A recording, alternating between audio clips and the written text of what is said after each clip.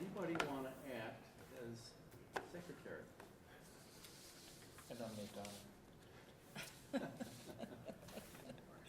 Donna You couldn't doesn't read my writing. really want to do that. Couldn't read my writing either. All you gotta do is keep track of do the roll and then the votes. Until Dave gets here, he won't be here in about 15 to 30 minutes. It's Donna. You can decline it. I can make Jim do it. We need to have the nomination. You make who do it? I can make Jim do it. Oh, that's a good idea. There's Al. All righty. Be my guest. I won't be able to read them, but okay. All right. All right, let's have a roll call. Call order. Uh-huh. Ketchum? Here. Stanek? Here. Henry? Here. I can't think of your last name. Meyer? Meyer. Thank you. Here. Singer and Parker. Singer and Parker are absent. And Ellen. Alan is here. All right. Can't write Hearing that of citizen comments, no formal CD action will be taken during this meeting, although issues raised may become a part of a future agenda. Items in the agenda may not be discussed at this time. Anybody hear about anything other than the co-op? You are with Walworth or Jefferson? I'm returning Will Springer. Well, you're even better. Will Spring. You're on the agenda a little later. So, We're paying him by the hour. not paying him yet. He hasn't been officially approved, so we keep as long as we want. You gotta leave the doors open for now. Oh, okay. Yeah, we're not gonna go to, not till we go to closed session. In case any protesters wanna walk in. All right, hearing none, we'll move to item number 3, approval of the agenda. So move. Got a move, get a second? Second. All right, move a second. All those in approval, voice by stating aye. Aye. Any opposed? State nay. None opposed. Agenda's approved. Let's move to item number 4, approval of the minutes. A, September 26th of 2017, and B, October 17th of 2017.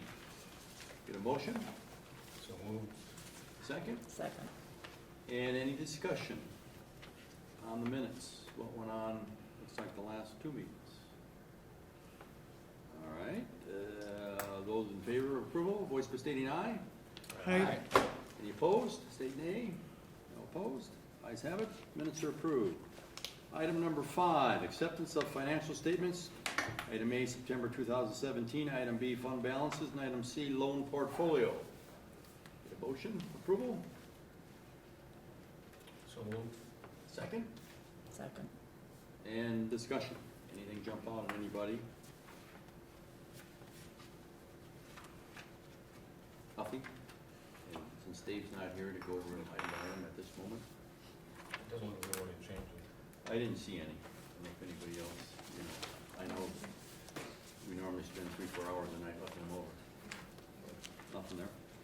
All right, those in favor of approval, voice by stating aye. Aye. Any opposed, state nay. Ayes have it. I would like to move that we move item number 8 up to in front of item number 6. There's no opposition to that, so we can hear the co-op presentation first. Problem with that? No, sounds good. Do you have a PowerPoint? I do, yep, Okay, and you've already hooked it up? I did. I just put up a black you- screen so it wouldn't bother anyone. Ah, Yeah, we're easily bothered. There you go. Slide back so you can see. Hello, good evening. I am Lacey Reichwald, and I'm here to provide an update to the CDA on the progress of the Whitewater Grocery Pub. As part of the grant that we received from the CDA, we are supposed to present quarterly and haven't been able to until this point, so it's been 6 months, and we apologize for that. It's our schedules, but a lot has happened over the last 6 months that we would like to share with you. The last time that we were here before the CDA, we had 0 members and we were unincorporated.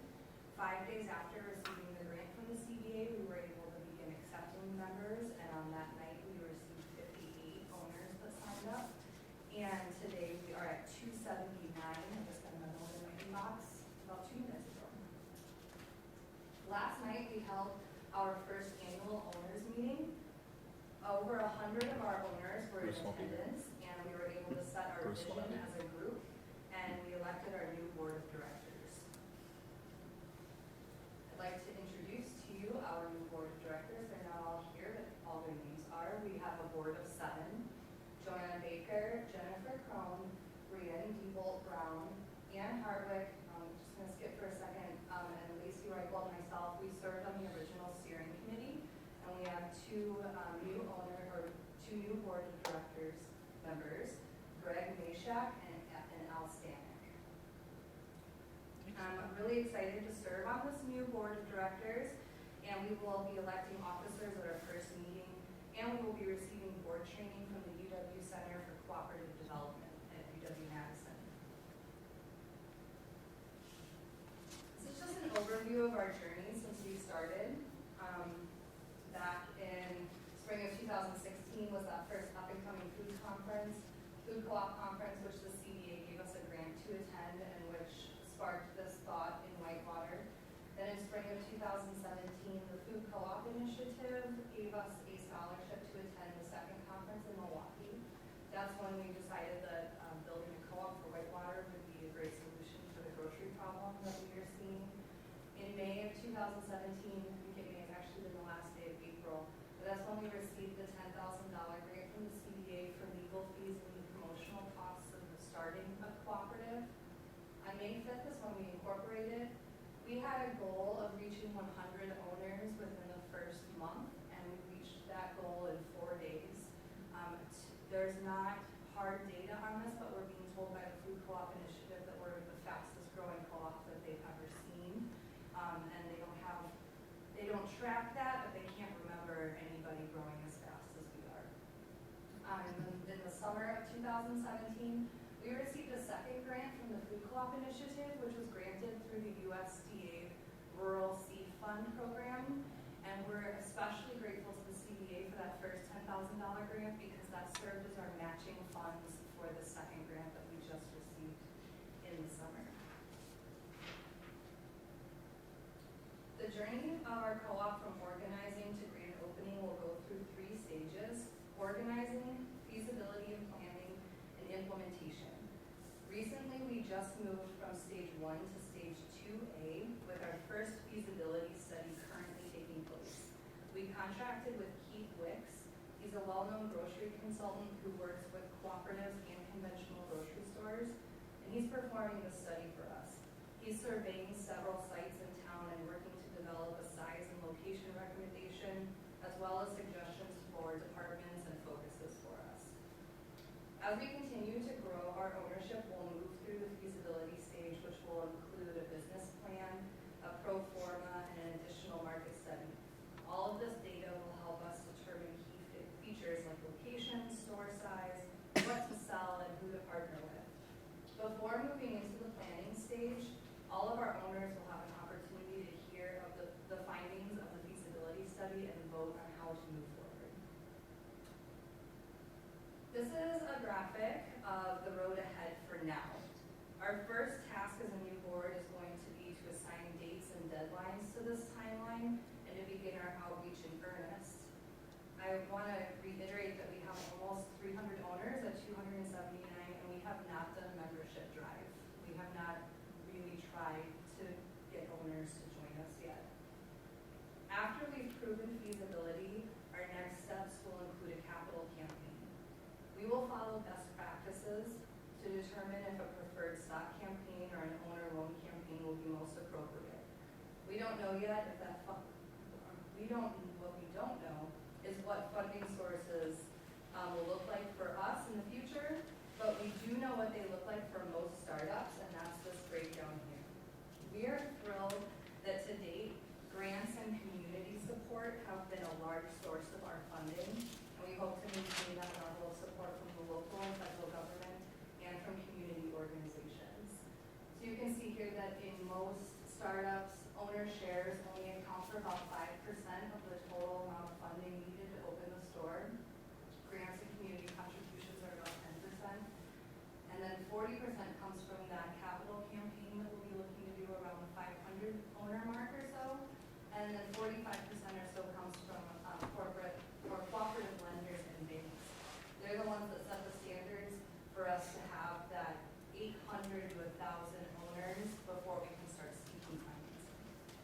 you leave that up a second? Yeah.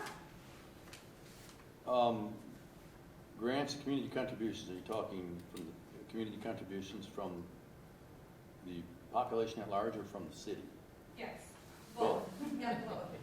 And then the owner loans, do you have any of your current owners that you have talked with about the possibility of, you have some interested owners? We do ready to have do that? some interested, they're waiting to hear what the terms are gonna be, which we're waiting to consult with someone who, for whom that's their expertise, that's not our expertise. But we are working with a consulting group, CDS Consulting, that's their expertise. Once we have that information, we have several people that are already interested. And one or two people who haven't even become owners yet because they're waiting for that stage before they want to sign up and sign up. And you mentioned, I think the last meeting, there are they banks, or I think you might have called them co-op banks? Cooperative, yeah, cooperative lenders, so they lend directly to cooperatives. Okay. And then are part of that CDS consulting group, there are lenders that work with that group to lend directly to startup co-ops. So in terms of secured interests, what's, let's say we go in the future and you've got your 800 or 900 owners, what's the pecking order? The cooperative lenders and banks are first in line. The owners that make your loans, are they also, are they second in line? Well, the banks generally would take first, Right. and then it would be owner loans, and then it would be the owner Okay. shares. Okay. Yep, and that's outlined in our bylaws as well.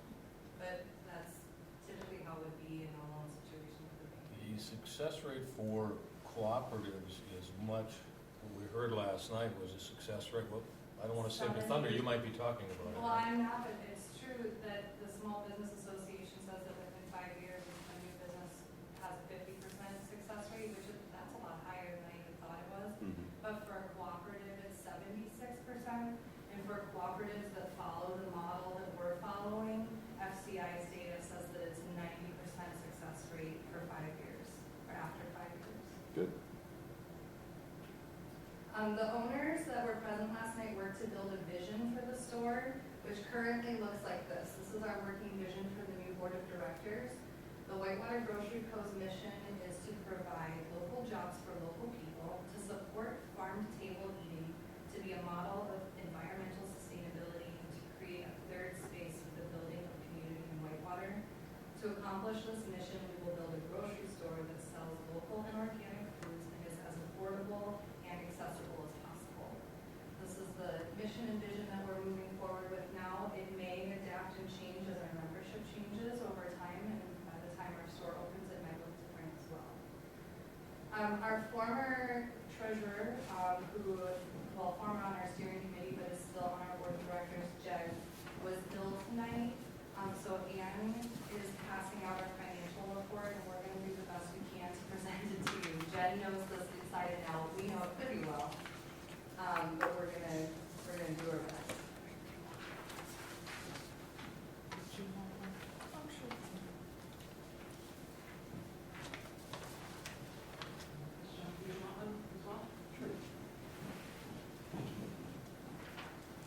Anne, can I have one also? Yes. Coming back to you. This is the financial report that we presented to our owners last night, so not all of them are financially savvy, and we wanted, I know that Jen broke it down to be pretty self-explanatory and more simplistic. So that's what is on the back that shows, how did you have it? On the back, it shows our current balances, and then on the front, this is our 12-month budget. So it shows what we have spent and where money has come in over the past 6 months, and also shows our projections for the next 6 months. You can see at the bottom of the total uses column that so far we've spent close to that $10,000 that was granted to us from the CDA. Our additional sources, we have almost $40,000 in member equity right now. We have not started to spend that, and that was an intentional thing that we did as a steering committee. We felt that the board of directors, once elected, should be able to choose when and how to spend member equity once we prove feasibility. It's really important to us. And then additional miscellaneous donations. We got a donation from Fairhaven for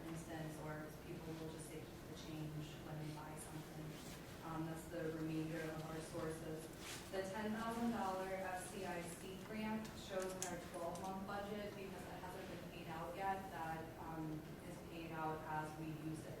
So that'll go toward the market study that we're currently doing. And our next step is that board training, and then having a pro forma put together by a cooperative financial expert.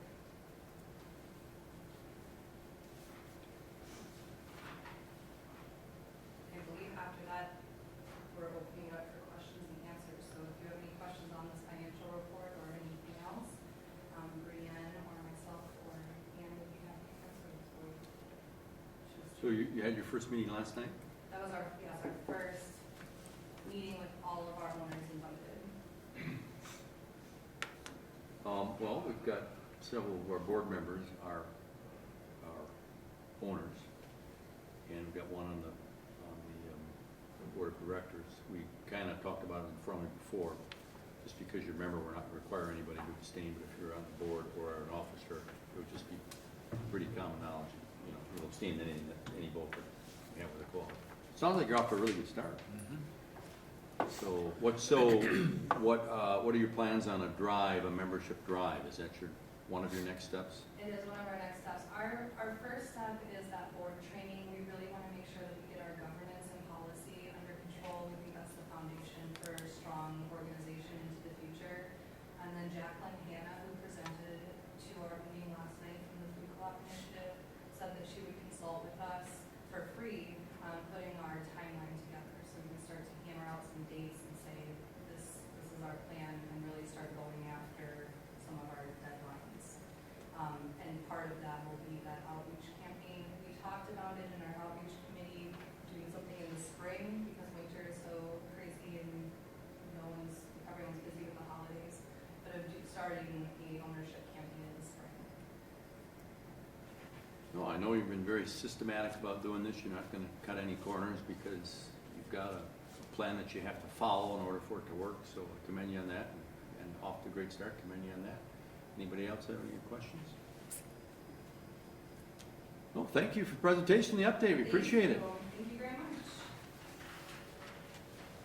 Sounds good. All right, let's move to item number 6. Discussion and possible action to set a date for a business client forum, climate forum. With the rescheduling by the city council and their finance committee, and we're discussing CDA again tonight, right now. That's where Dave's at. I said, you stay till 6. Then you gotta come back. And he definitely wants to be here for your presentation, and obviously for Will's. So, and we'll cover those a little later in the agenda. But I said, look, we've kind of pushed this business climate strategic planning back a couple of times. At least want to get it started tonight. And we're not going to go into any great detail. But in terms of, the old way of doing it is you have some short-range goals, you have some long-range goals, and then, some we know will be long-range especially. Overall, in the city right now, with the budget, they're dealing with right now, they got a short budget shortfall that they have to come up. We know the existing issues that we have with our distressed TIF and not having a whole lot of TIF money available other than PAYGO, which has hurt us. Just was last week that Janesville announced 2 grocery stores are opening. They have TIF money, and without TIF, it's pretty hard. Not 2 grocery stores, 2. I got grocery stores in my mind. 2 hotels. 2 hotels. They're not opening any more grocery stores in Janesville. In fact, I think one is closed. They've lost 2. They've lost 2. And but in TIF is the primary method of providing incentive for any type of commercial venture, and we don't have a whole lot of it, and may not until 2022. We've also been talking about in 2022 or 21 if TIF 4 does pay itself off, and right now they're kind of on schedule to do that, and we're then able to redo the other TIFs to start them up again because they all have a lifespan, and right now most of them are set to expire in 2027. And when you give out incentive money, it's then paid back over time left in the TIF, and if there's only 5 or 10 years left in the TIF, the payback of the business or commercial venture is so much higher, it's not likely to happen. But if we do that, it will cause a temporary hole in the budget of the CDA, because part of our budget right now comes from TIF, apart from the city, and so we have to kind of plan on that, and that's been part of the argument right now with the Finance Committee and City Council, this money that's in there, kind of carried over, which was not intended. It was just because I'd like to say it's because we were so thrifty, but it was also because we had, a manager leave early and the money's been budgeted, so it just kind of stayed in the account. So I think we all realize we've got at least one hand tied behind our back right now, or at least over the short term, next several years. But anything, if you had a chance to go over the strategic planning summary, which I think we initially looked at back in July. I mean, any general concepts we want to throw out there for our planning, what we want to see happen, what we want to see change? Donna, you look like you have an idea, or two. Well, I looked it over. I think that we have done most of the things they listed to attract a grocery store, one way and another. I think that the improving housing options are not maybe totally realistic.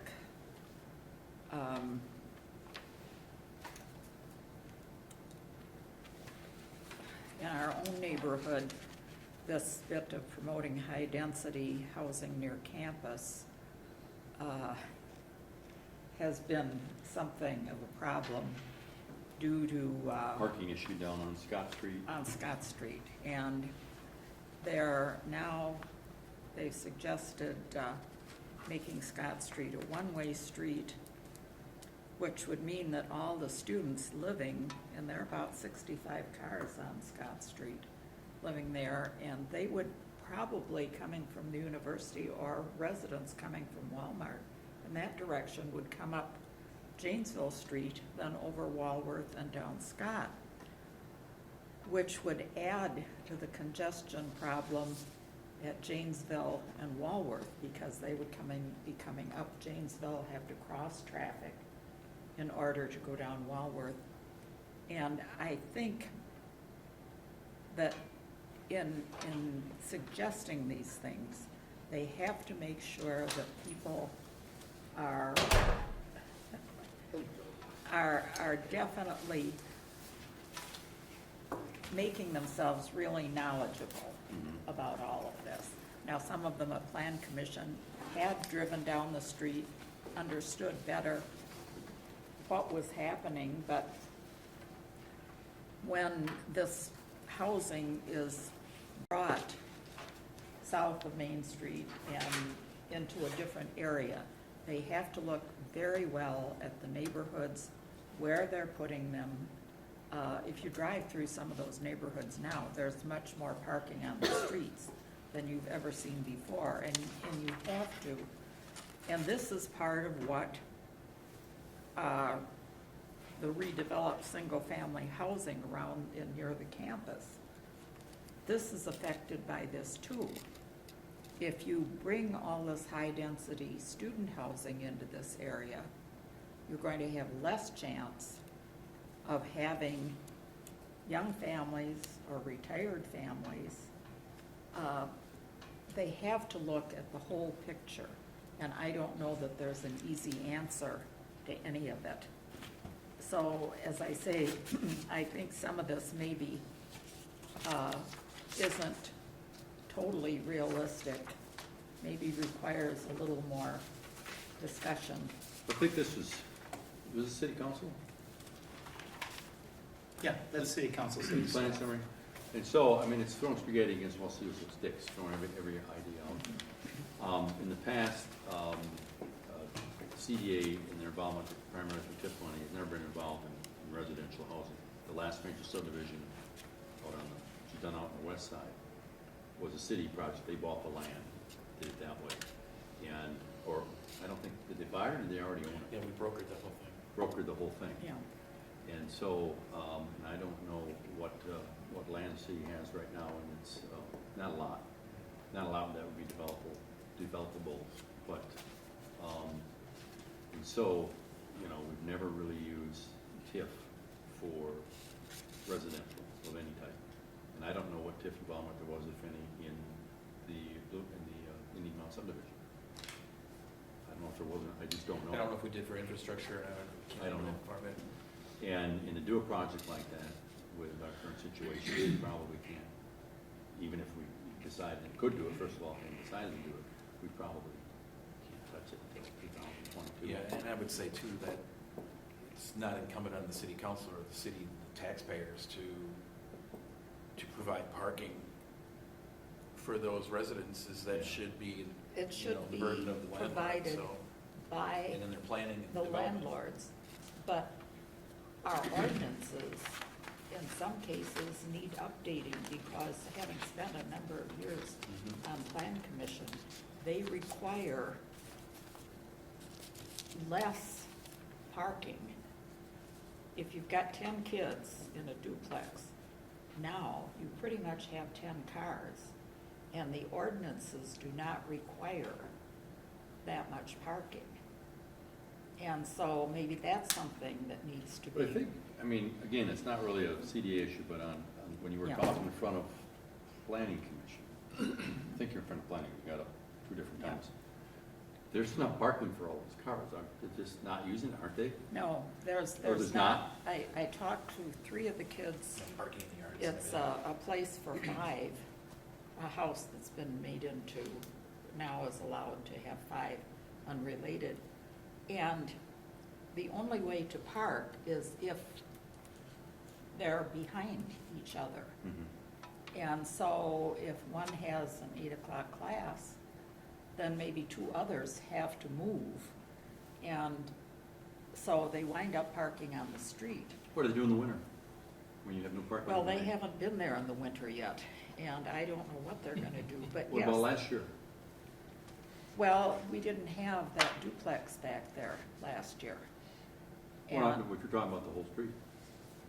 yeah, but, Are we starting to see some of it because of the parking changes on campus? Or is it Couple getting, of reaching these- out as far as? Yeah. A couple of these buildings were remodeled and expanded. I knew yeah. that, but, But in the first one they did, they provided parking in back of. The new one has the garages toward the street, and so they're backing in and out. They're pretty close, and setback's not very far. The setback is I'm not driving through great, there, like, and Yeah, they're. yeah, it's pretty tight. Yeah, and so it's not, the first mistake was rezoning that to the density is 2A. now. Yeah, they didn't take into consideration, and that's been done a long time. Jim, what is the parking requirement for a duplex of that I size? want to say it's 1.5 parking stalls per unit. So if they have a duplex with 2 5-bedrooms in it, they only need 3 stalls? I don't know if it's 5 bedrooms. No, It's 5 beds, isn't it? Do you know? For the R2 overlay, This it's, is R3. yeah, but, well, and I think it just drops down 1 parking stall. I know for the R2, it's 1 bed, 1 parking stall. And then when it goes to the 5, I believe you gotta have 4 parking stalls for a unit that houses 5 beds.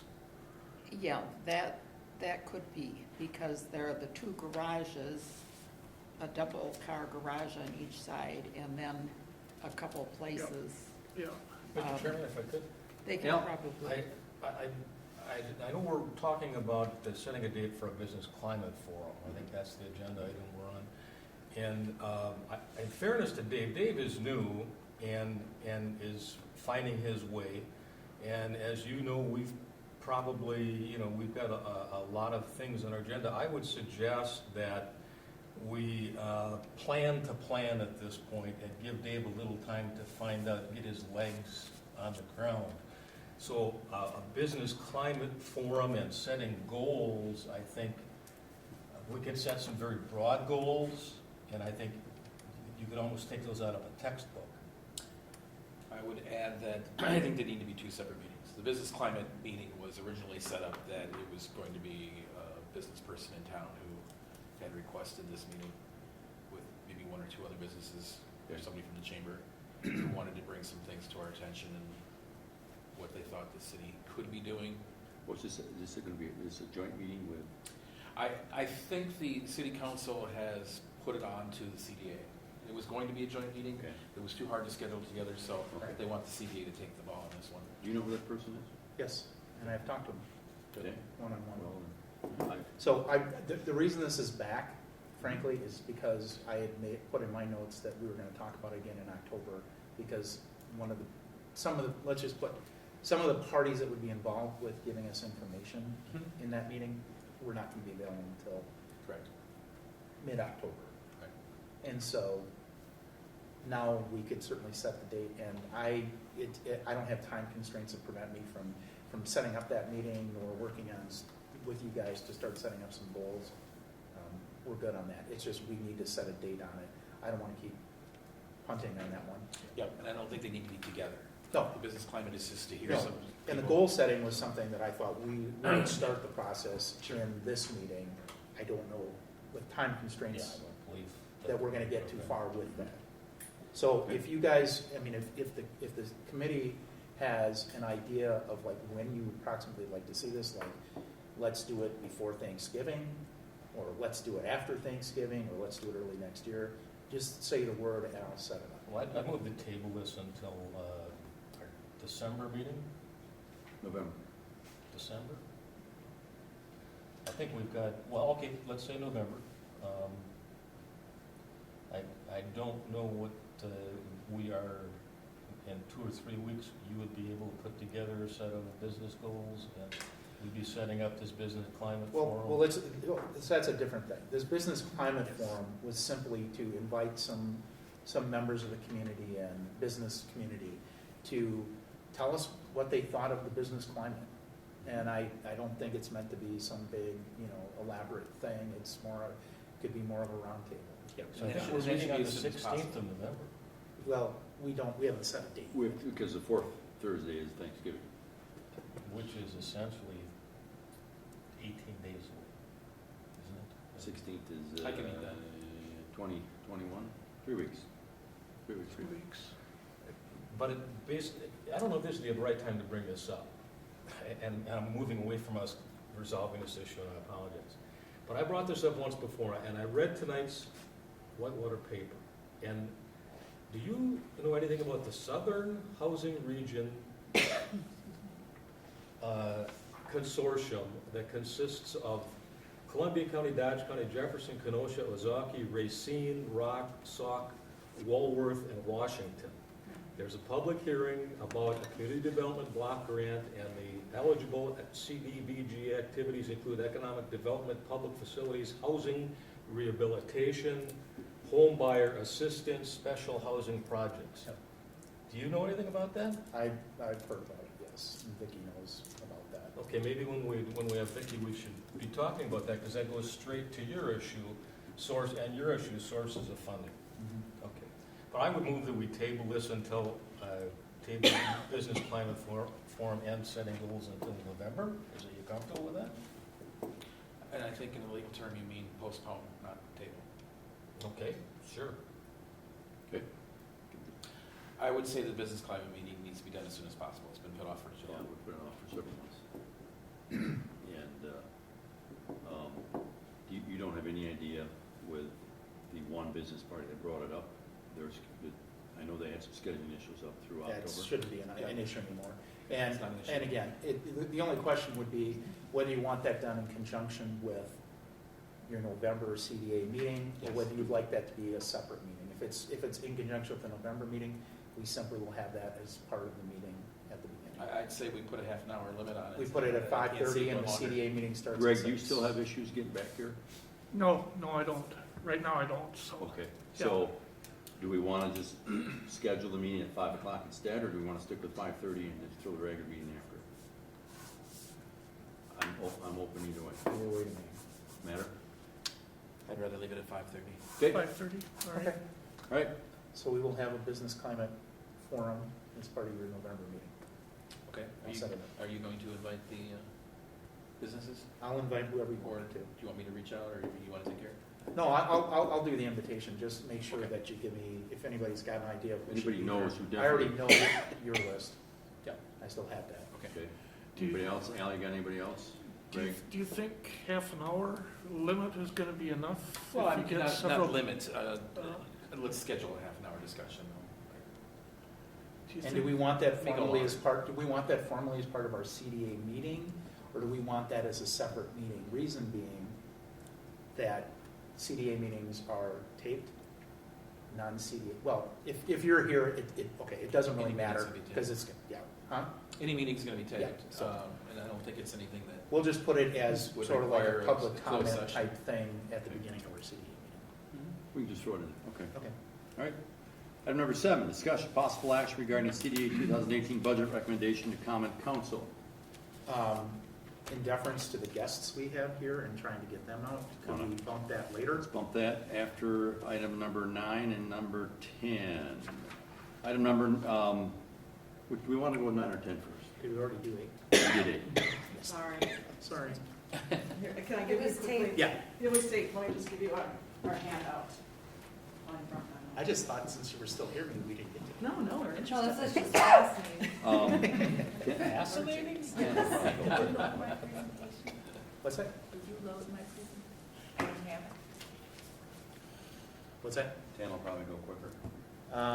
Yes, I think let's do 10 and Let's then do let's 10. do 10. But if you don't have a problem moving down one spot.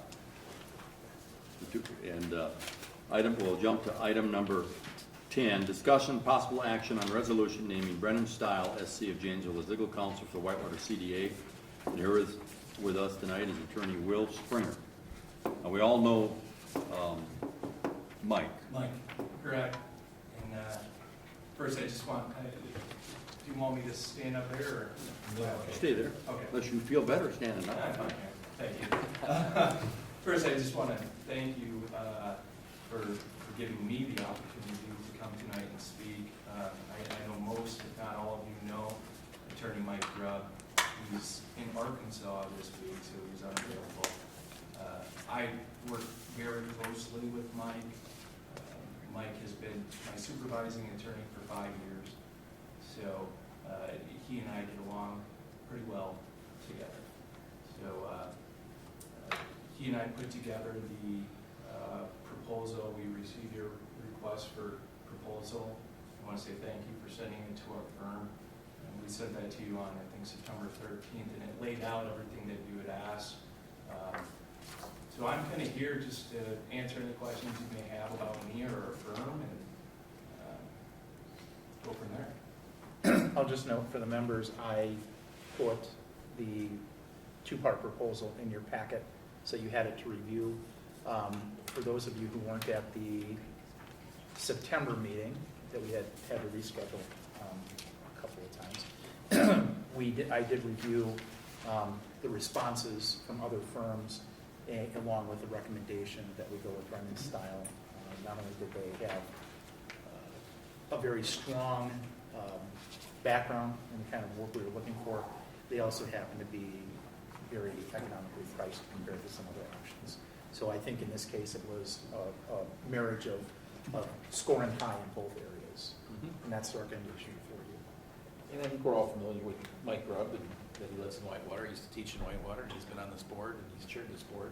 So Chairman. he's a- And Mike stopped Good in my understanding. Mike stopped in my office before they submitted a proposal to just ask some questions and introduce himself, and I feel very comfortable with it. What I did pass out to all of you is a resolution modeled after a resolution that Wally McDonald gave me, just for us to be able to take the action designating Brennan Stile as legal counsel, and then prescribing that the agreement would be concurrent with what they sent. That there's record of that. Any questions? Oh, you graduated about 6 years ago? Yep. So I graduated from law school in July of 2011. I was living in Illinois. I took the July bar exam, was admitted to practice law in Illinois in November of 2011. And then I immediately took the Wisconsin bar exam, which is offered in February of 2012. took that and passed, so I'm actually a licensed attorney in both Illinois and Wisconsin. Good fun 3 months there. Yeah, it's been. And then in the meantime, we had our first son, and then moved to Janesville in September of 2012. I've been with Brennan Style since September of 2012. I was brought on as a shareholder starting January 1st of 2017. And Mike said you're doing some of your work in the area of real estate? Yeah, so my area of practice primarily focuses on business transactions and real estate transactions. I've worked closely with Mike and his clients then for the past 5 years now. So prior to becoming an attorney or prior to going to law school, I worked in the finance department at Park Bank in Madison. It's a relatively large community bank there.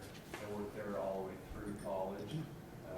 My undergraduate degree is in economics, with a bachelor's of science in economics. And I try to focus my law school studies in real estate transactions, and finance. So that's primarily what I do. I do some landlord-tenant law as well, but primarily transactional work, not in court for divorce hearings. I move the resolution designating Brennan Stiles as legal counsel for the Whitewater Community Development Authority. Need a I'll second it. Moved and seconded. Any discussion, questions? And I don't know, we need a roll call vote, but we'll take one anyway. yeah, we'll take one. Meyer, Aye. Henry, Aye. Allen, Aye. Stanek, Aye. Ketchel. Aye. Motion's adopted. Okay, Thank you very thank you and much. welcome aboard. Thank you. Thanks, All Will. right, I really look forward to working with you guys. Well, we're glad that Mike, Thanks, you too. one question we had with Mike was transition. You're not going to practice forever, Mike, so. I think he's done a pretty good job with it. Well, he's very familiar. In fact, he's been on the CDA, he knows how it works. He's Yeah. filled in, we've used him in the past, so. And just to address any concerns, although I do live in Janesville, it's a 30-minute drive, it's nothing. My son goes to daycare in Milton out by the golf course, so I'm almost halfway here every day anyway, so Good. making it here is not an issue. Well, we look forward to working with both of you. Yeah. Do you have a copy of the rest? I do. Yep, let me give you one. There you go. I need extra. Thank you. You bet. All right, let's move on to item number 9, presentation from our regional economic development partners. We've got Victoria Pratt with Jefferson County Economic Development Consortium. Just call her Vicky. Vicky, and we Don't got go Derek. late for dinner, I'll show up early. Derek, I had trouble last time. Well, Peoria? easy way to remember is Dioria from Peoria. Dioria from Peoria, all right, now I got it. Peoria from. And he's with Waseda, Walworth County Economic Development Alliance. We gonna tag team? I'm gonna apologize in advance because Vicky had a beautiful PowerPoint that I thought she was gonna bring, and I was going to have a backup, and we have no laptop either way, so So there you go. there we go. So I got one here. So there you have it. So I mean, did bother to do that, but there you go. So first of all, thank you for inviting me to the CDA board meeting. I really appreciate the opportunity to be here. Oh, you're the recorder? Roll call, yeah. As you know, Dave sits on the JCE's board. So let me just talk about that a little bit. So we've got the Jefferson County Economic Development Consortium. And so that is comprised of public sector support. So we've got the municipalities of, I know I'm going to forget one. Cambridge, Fort Atkinson, Whitewater, Watertown, Waterloo, Jefferson, Lake Mills. Mills. I'm sure I'm forgetting somebody. Anyway, the individual municipalities and then Jefferson County provides support as well. And then earlier this year, we entered into an agreement with Dodge County as well. And so we created a public-private partnership. So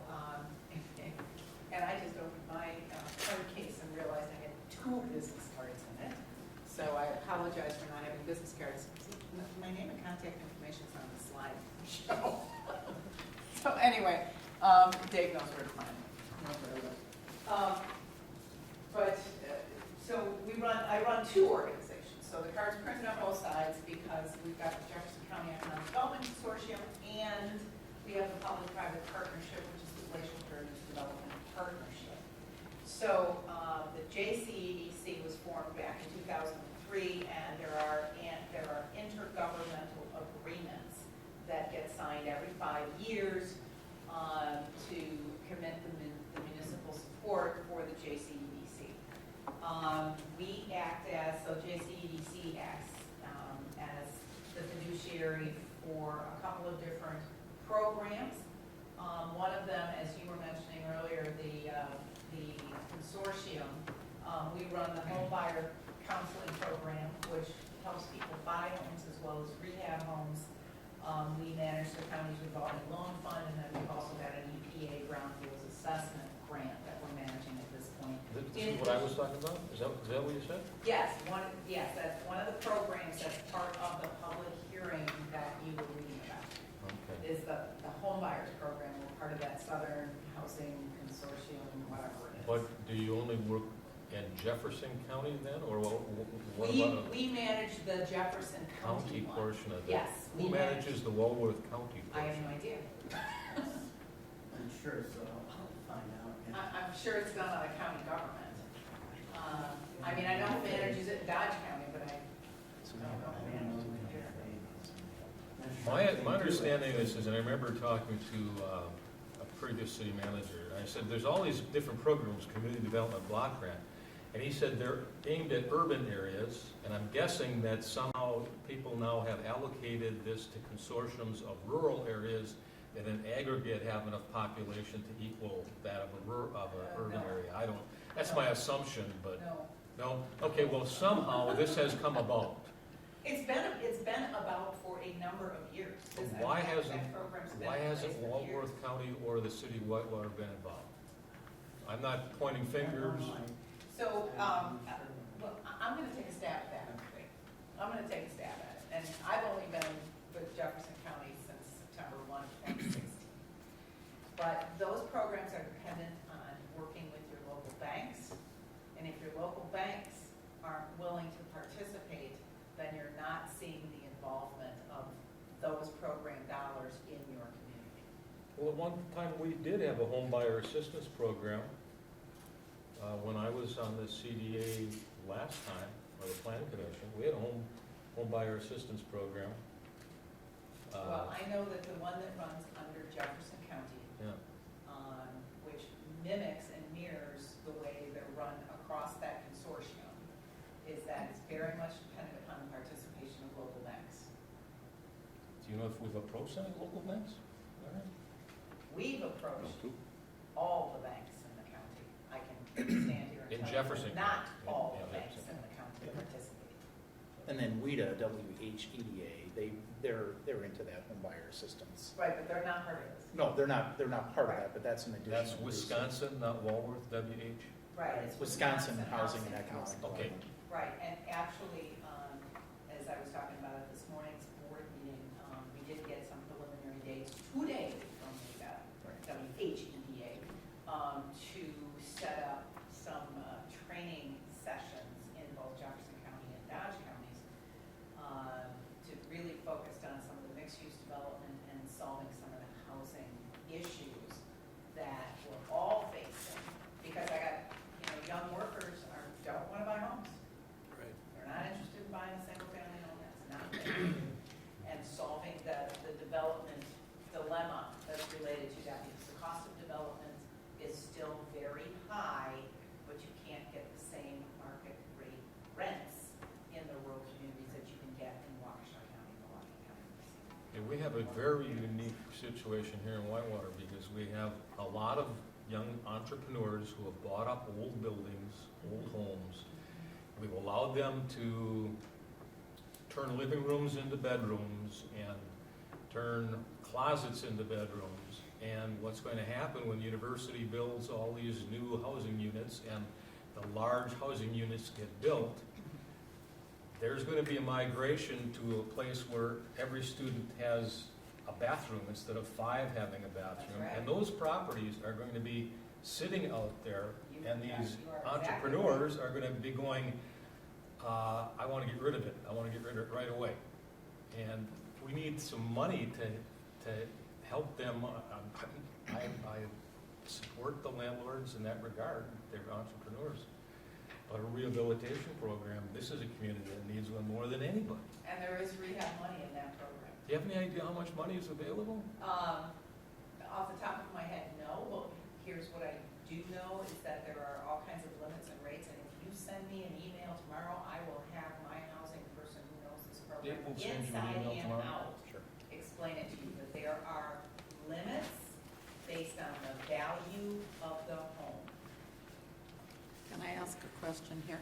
Sure. Is that strictly for home rehabilitation? Yes, it is. That what Al is talking about Commercial. is what's gonna happen to these rental? They will, Properties. they will probably go on the market, and they will go to whoever will buy them, and somebody will buy them for a home. But they're not likely to become homes. Well, Well, we can debate that, Yeah. we can debate that. But not a problem for the salt. So anyway, There is, we've got- there is a rehab program that the city of Whitewater has used. I think there's only about $25,000 It's left about in it. 11. Now 11. that's for home, For home, for homeowner. low-income fix-up, it's, Right. it's a payable upon the sale of the home or the death of the owner. But we, even though it's sort of run through us, we have no involvement, we can't even know the person making the request. It's all run through Yeah. the state, and I believe it's part state money, part federal money. I'm not familiar with your city's program, so I. It's a CDBG, it's a Yeah. subset of CDBG. Oh, okay. And the money is available to bring homes up to safe and sanitary Yeah. conditions, so it's not, Oh, it's that. not We to have build no a role in deck, it, and it's we not don't to build even a know, deck and so or we- put in a hot. That's a tub. blighted situation. Yes. Right, Yeah. this is a little bit different. Yeah. Yeah, our program's a little different. And MSA administers that for us, so we don't touch personal information of people. So, we've got the Jefferson County Economic Development Consortium, and then we've got the Development Partnership. So that's a 501c3. That was incorporated in July of 2016. We went forward, created a founding board. Got a bunch of people in a room that said, guess what, you're the founding board. Moved forward in developing a strategic plan. You've got a copy of that plan in front of you. As well as, and as you're talking about your planning, let me just also make you aware of 2 other things. So number 1, we just on Monday did our strategic plan review session, so that strategic plan will be changing. But we do have a strategic plan very narrowly focused on economic development, and Jefferson County is wrapping up its strategic planning process. They have their draft of their new 10-year strategic plan for Jefferson County. So as you're thinking about your strategic planning, be a really good idea to kind of review what's out there already. And I've got, Dave, I'm happy to share it with you, although I'm not supposed to share it with anybody. But I've got the draft of the county strategic plan with the goals that are very specific to develop, to the economic development world. So I have that. Good. You can't share it with anybody. Wonderful. I don't know if you were gonna No, say I it, never Vicki, would. but at the board meeting this morning, the JCDC board meeting, Vicki did point out that the current balance in the JCEDC revolving loan fund is $648,000. So the way I look at that is when we're thinking about a prospect coming in and what kind of assistance package can we put together, we've got a revolving loan fund here in Whitewater. And we We've can got some, partner with it. we've got some UDAG money that we can put in. Potentially, we've got TIF, although it's Right. somewhat limited. We also have those resources. And so, to cut to the chase, what do we get for our money that we pay to be a member of JCDC? Is we get access to that. We get And my pipeline report. we get Vicki, we get Vicki's expertise in working with us. Back in September, Vicki, along with WEDC and I, talked to a business actually in a foreign direct investment prospect about a facility in Whitewater. They came from Europe, and they came and took a look at a building here, and as far as I know, that prospect's still open. Yep, Yep. that prospect's still alive. And It's so, definitely still alive. we are able to leverage, both in the case of JCDC and with CETA, additional resources and expertise than we would just have on our own. And it's the same thing with our regional economic development partners like MadRep and M7. Mhm. So, No question about it. I mean, so this year, thus far, right, so this is a pipeline report through Monday.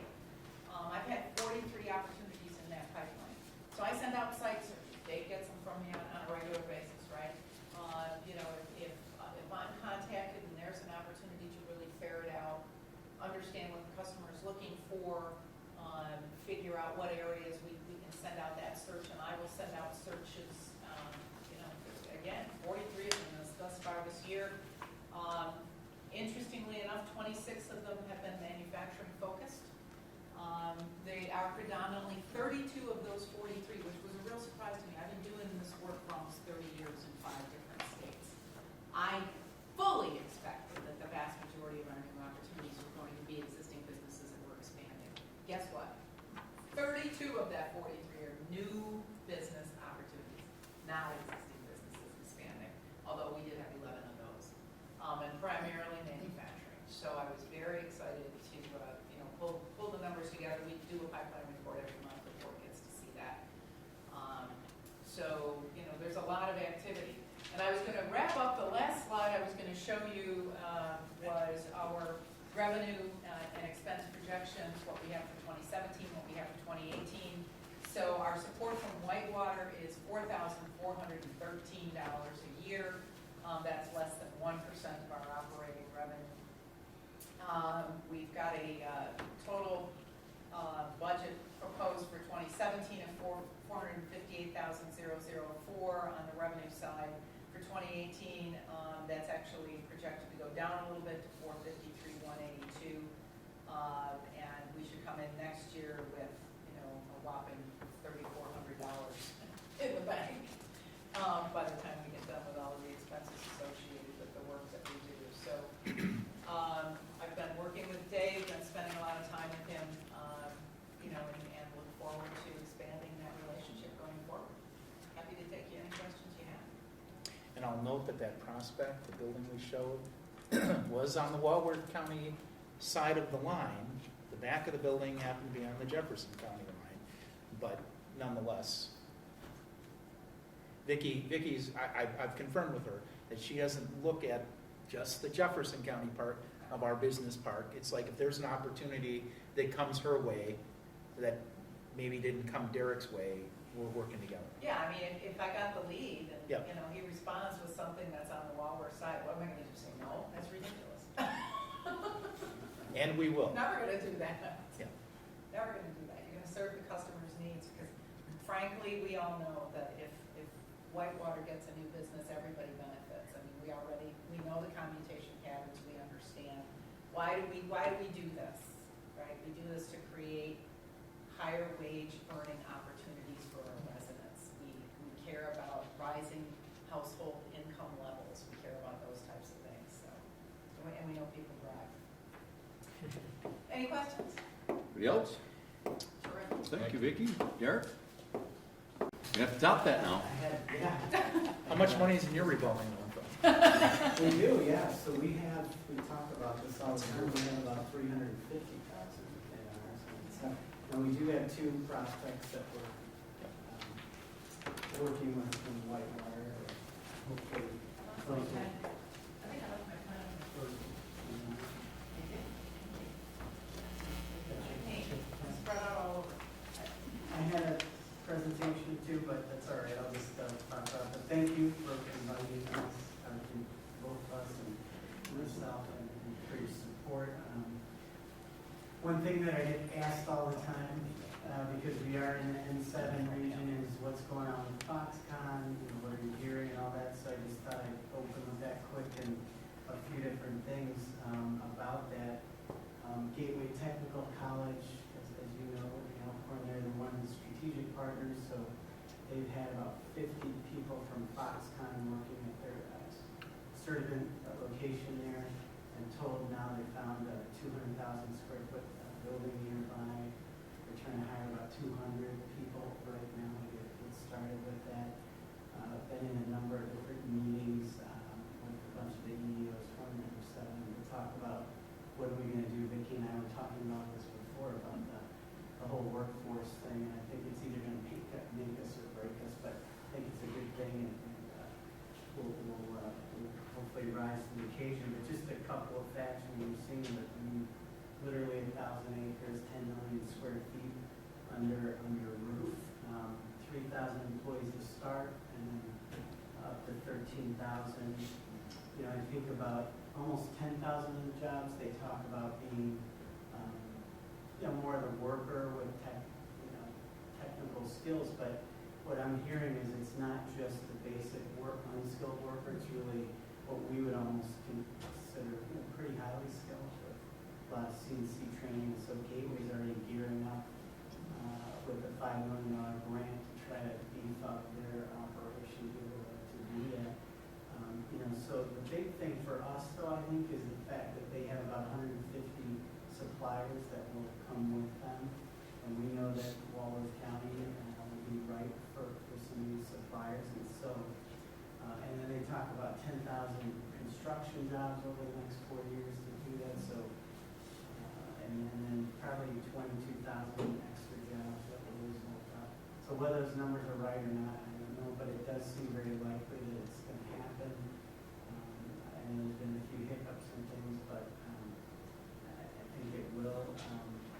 So, what we've done just recently to respond to that is we put together an economic development task force with 3 of our board members who have economic development experience. So one from Lion Energy, one from Mercy, and another from, he's a developer actually, he presented to this group at one point, but Heartland Acquisitions. And then we have, forget his last name or not pronounce it properly, but Joel Stewin from the university here who's new with the government relations. And so we already started, we met with some legislators, some of the ones that cover our county, to talk about what we think some of the needs are for the communities and how we want to start going out and talking on a regular basis with each of the communities, the townships, villages, cities, and just look at how they're writing. And so you talked about housing. We know in the past it really wasn't an issue, so that's why I'm probably not as familiar, but I definitely will look into that for you for Walworth County, and even talk with Vicki here to get how they work with that. But we know that housing is going to be a big concern, and not even before that issue, we knew that housing, just how the millennials are, like you said, they're looking at not owning and apartments, and they like downtown scenarios where they can go to a coffee shop or a restaurant or whatever. And so, looking at some of the older buildings in these different downtowns and how might they be repurposed and other funds that we can tap. There's a council that our administrator, Dave Brettel, has been convening every quarter, major governmental council that we just did that Tuesday, and he invites all the townships and villages and cities there. And it's just a way, for them to share information. But we presented there. We're going to continue probably on a regular basis talking with them, updating them, and then going out and visiting, like I said. So I think that's going to be a good forum for us to share resources that might be available, creative ways that people may be using resources or tips or whatever, even just talking to them about whether that's a good idea or not, or how to evaluate that. And then, one of the things, and I've got an annual report here from last year. We will be getting a new one for this year, probably in a few weeks that I can make sure that I get to. Got a few other pieces there, but one of the pieces that you'll see is the last 2 years we've been calling this kind of a business mentor network, where we've got 7 different agencies that we've been utilizing and referring to our local businesses. And so One of the top ones is the SBDC, Kevin Kaufman, who was part of the before that. It's been a tremendous resource. A lot of times they'll come to us in Elkhorn because it's centrally located. But we hear from a lot of our small and medium businesses. They don't know where to go for, assistance. They get online and get lost. They don't have a person to contact, so it's been really good for them to have face and name and people that understand that. And so also have Mark Johnson was down there for the center here and the iHelp services and that. Try to collaborate with them on different events. There's somebody from M7 about export services at Humphrey, I think you know him. He works here, but he represents sports. So it's actually been a really good thing for us to share with some of the smaller business, some of the startups. When we do get people coming for revolving loans, they need a business plan, put together somebody to help them, we can refer it out. So I just wanted to, I've got that there too, if you want to take a look at that. Because we're membership based, so we have members to help business members as well. We do a number of events, and we try to bring what we call business intelligence to some of the events. And so, we'll do an economic forecast, and maybe something on fraud. We usually try to do a panel where we bring in experts. Sometimes they're local, sometimes they're not. But been very good. We typically will get 40 to 70 on some of the average events, and then on up to 100 at our annual event that we do every year, which is coming up November 9th. I'd love to have any of you come to it. We typically, the last few years, have sold out with 250 people. It's a great forum for business and community leaders. Typically have a business. Last year we had Greg and Steve Marcus from Marcus Corporation come and talk. It was a very interesting story how their father Bennett started Marcus Theaters and then Pfister Hotel, Grand Junction, all the different properties. Who's your speaker this year? So Meekum Auto Auction, people are Sure, out of Arizona. So he's actually moved his company to Walworth, Wisconsin, and it's a fascinating story. Really? Yeah, and so so We're going to see some auctions in the county then? well, you know what? They've done a few. They did a wooden boat auction, and then they did antique tractors, and I think they're building that. But it seems like they have more luck going around the country almost every weekend. They have a cable channel too that I think has really helped.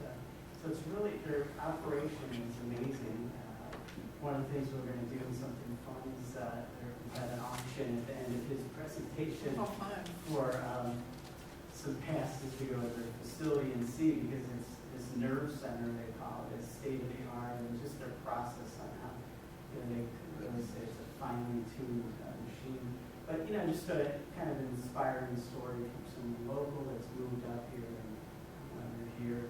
But then we certainly do other business, and a lot of it, like I said, is a networking event. So do a number of what we call kind of business intelligence events, but then we partner with Gateway Technical and the Job Center to do job fairs and different things like that help. So we just this morning had at Gateway about 25 manufacturers there. Just telling Vicki, even though there are only about 68 people that came in, and we have manufacturers too that represent from Whitewater over there. But even though there are only 68 that were good, and people were happy, we had one or two good leads. It's been a tough thing for the businesses here. And then just some of the other events where we collaborated, and we're trying to do that more. So one of the events, this was the second year we did it, it was in late June there, but was the Walworth County Business Expo. And it was an effort to do business to business, because we've heard in some other sessions and other strategic sessions and those summits that we need more business to business opportunities throughout the county. So trying to continue to build that. We have about 80 vendors that were there, probably about 500 people that came through for the speaker. Another event that we're collaborating on will be November 21st. This will be near Delaware there, called the Ridge, but we wanted to bring in the heads of each of the 3 driver industries that we have in our county, which really probably is almost the same for the state, but manufacturing, tourism, and agriculture. So we have the Secretary of Agriculture, Jeff Lyon, will be presenting. Buckley Brinkman, who's head of the Wisconsin Manufacturing Extension Partnership. And then we couldn't get Stephanie Klett, she was busy, but we had David Spiegelberg from the Department of Tourism. And so what we're going to do with that, they'll each do about a 20-minute presentation and then take questions. But beforehand, what we're going to do is have some roundtables with the industry leaders and specific people so that we kind of just get a little better sense of it. So we're trying to do some of those events and collaborate with the chambers and visitors bureaus event-wise. Some miscellaneous things. We've got a couple studies that we're doing. The University of, the FERC, that Fiscal and Economic Research Center at the university here is doing, they're just finished a study for us for Rush Cashew. They surveyed 200 manufacturers in the county. And they actually got, they put out information to 200. We had about 38 that actually filled out the complete survey, but then they did a lot of research on other companies, put that all in a report for us that we'll be able to share with everybody. But, some of the things we're trying to determine with that are, the types of skills that are needed, the type of high-tech equipment that they're using. We'll be sharing that in particular with Gateway Technical, so that they know some of the clients that they have, just some of the different challenges and things like that. But it's amazing when you get in a lot of these companies and they're making these little parts, you don't realize it, that they're making these parts for world-class companies, and that's something that I think our youth and some of the local people need to know in terms of the workforce piece. PR, one of the things that we're doing, starting now, we have a person writing these stories for us. And we're trying to profile, in particular, companies who have come up from Illinois in particular.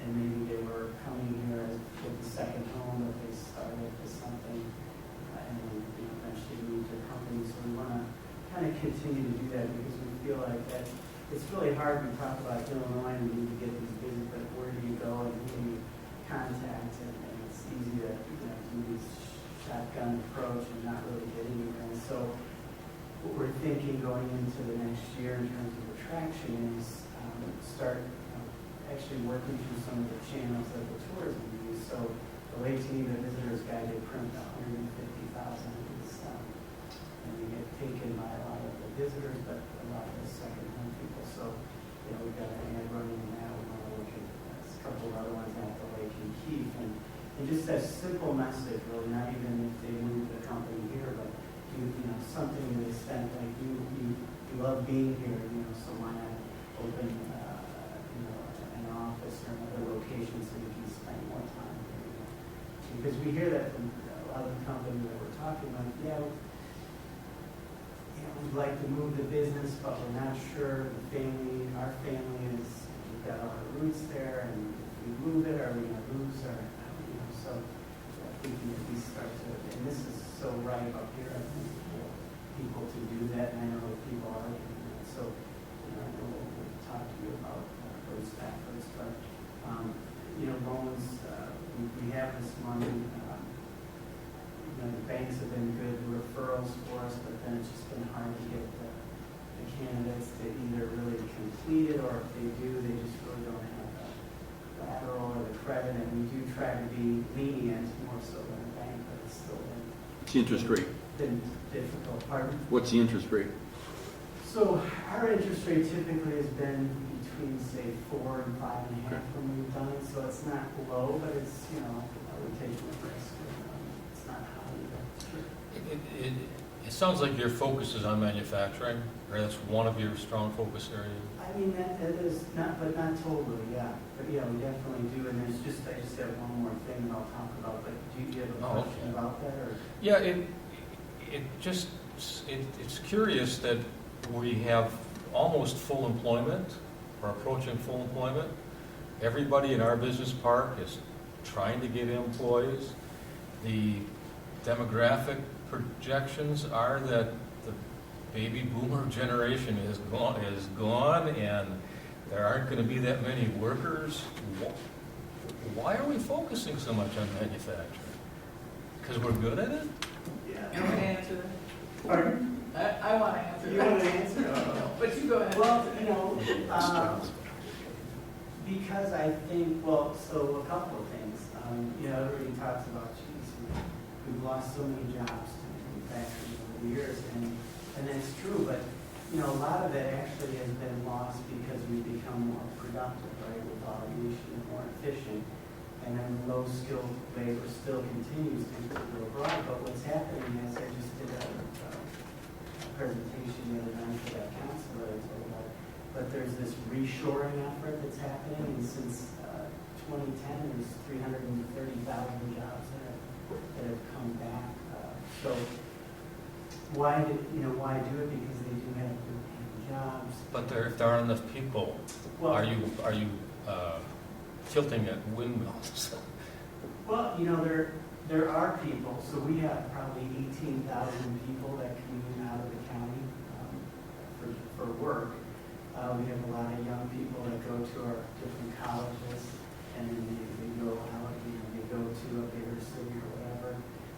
This whole Foxconn thing, I think, like I said at the beginning, will either make or break us, but I think we need to do a better job too of actually attracting people in for work. And so what we're doing as far on the home front there, that you're talking about two things. So one is there's a program called Inspire. It's a web-based program that we're meeting for the county that interfaces with the schools. The schools have a program called Career Cruising.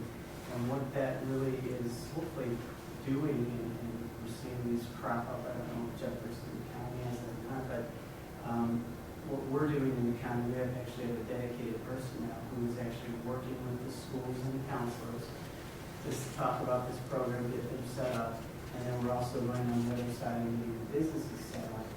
And it's an opportunity now for the students, the teachers, even the parents, because they can get online, to start to explore what career opportunities are local. They can reach out to business, ask them, what kind of jobs they have. I'm curious what Vicky's response is to that question.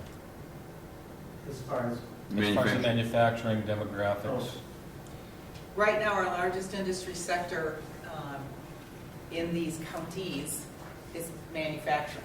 That means that they employ more people than any other industry sectors combined. So that's number one. Number two, when you start unpacking the wages that people are earning by industry sector, if indeed the goal of economic development is to ensure that we have rising household income levels over time, then you certainly do want more manufacturing jobs. So, A, we already have strength. We have the infrastructure to support growth in manufacturing. Every one of our manufacturers is attempting to grow and trying to grow and growing as fast as they can, irrespective of the workforce constraints that they have. They're figuring out creative ways to continue to grow. I can run the numbers for you and put them in front of you. Retail jobs are not going to create taxpayers. Tourism jobs are not going to create taxpayers, right? Is The there data's something there. else out there? Pardon? Is there something else out there? Yeah, manufacturing. Every one of these manufacturers is trying. How about agriculture? You say agriculture is one of the... Agricultural job, again, the data's out there, and I'm happy to share it with you, but the vast majority of those ag jobs, for what is reported, because we know a lot of ag is a cash economy, but for what is reported, no, you're not seeing the income levels. Well, I have a daughter who's right now in San Francisco, and she is working for a company that is doing vertical farming. Yeah. And their goal is to be within the area of every community of 1 million to have vertical farms. Yeah. Essentially, it's aquaponics. And instead of our old traditional model of all kinds of acres of dirt Right. built up, you take old existing infrastructure, which is generally tall, or you build it yourself, and their goal, and they have hundreds of millions of dollars of funding in this very secure funding Funding. source. Funding, that's a great word. That's not private sector, is it? That's funding. It's not private sector, but it includes a lot of the nation's movers and shakers. Yes, who are supporting that particular movement. And Yes. it's a great movement, there's nothing wrong with the movement. We're in the economic development business, we're trying to support. So my primary customer is a private sector business person considering putting their capital at risk in my dot on the map. And that's what I want to focus on. And as long as the private sector folks who are putting their capital at risk in my dot on the map are turning a profit, then someone's going to have a job. So Well, I'm just that's saying my focus. agriculture has, at least from that perspective, there's a sort of a crack in the door, isn't there, of something other than manufacturing? If it looks like manufacturing is going to be, well, I won't belabor the point, I'm sorry. I No, apologize. Well, Al, you didn't ask me, but let me give my 2 cents worth on this from what I understand.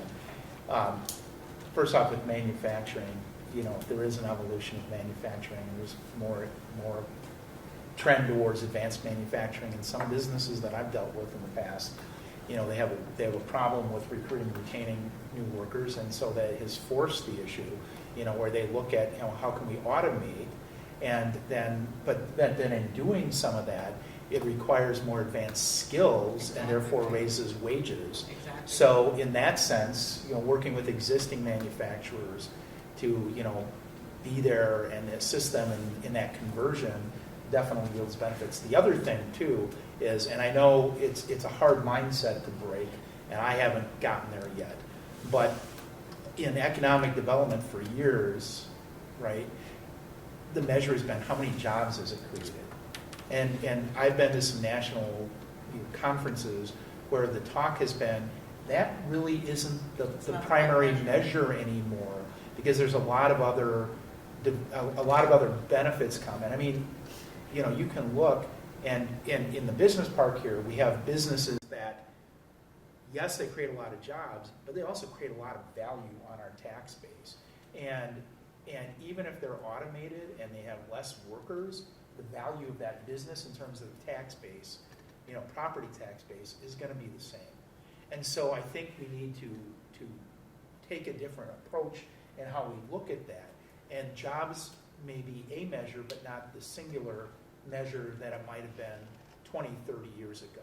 It's gotten more complex than that. Mm-hmm. And so that's why I think, saying we have full employment, manufacturing, why are we still pursuing that?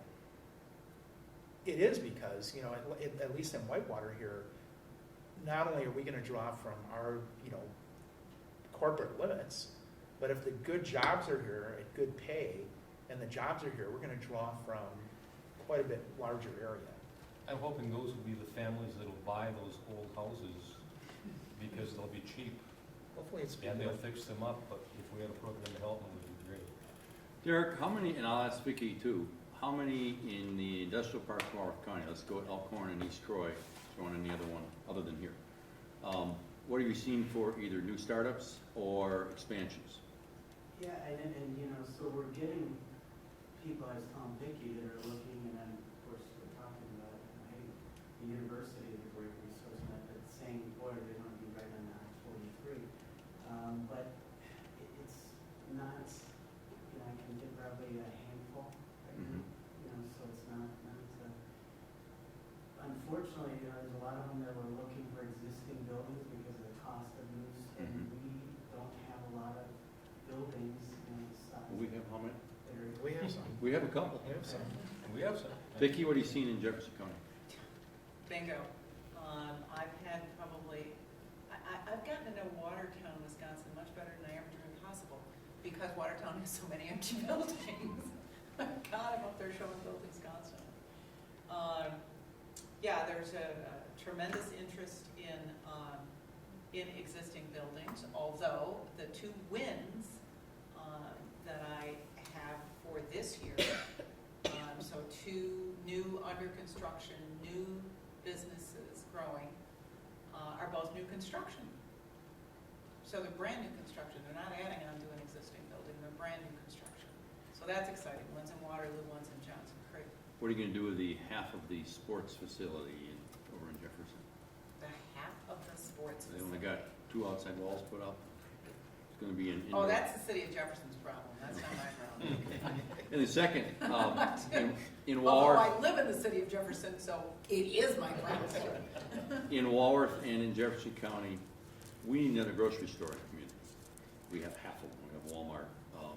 It's not really a full service, and with Century having left. Successful grocery stores that you have in there that might be potential expansion. Anything in either county. Yeah, I mean, I talked to Dave a little bit, and it sounds like they have a good thing going here with the co-op. With the co-op. But, But the co-op has narrowed from the start and they said it would never replace what would be the need for a more full service, more of a specialty. And they said from the get-go, No, we want to be a full-service grocery store. but at how many square feet? Right now, That's the it. feasibility guy's looking at that. 8,000? He's thinking 10 to 15.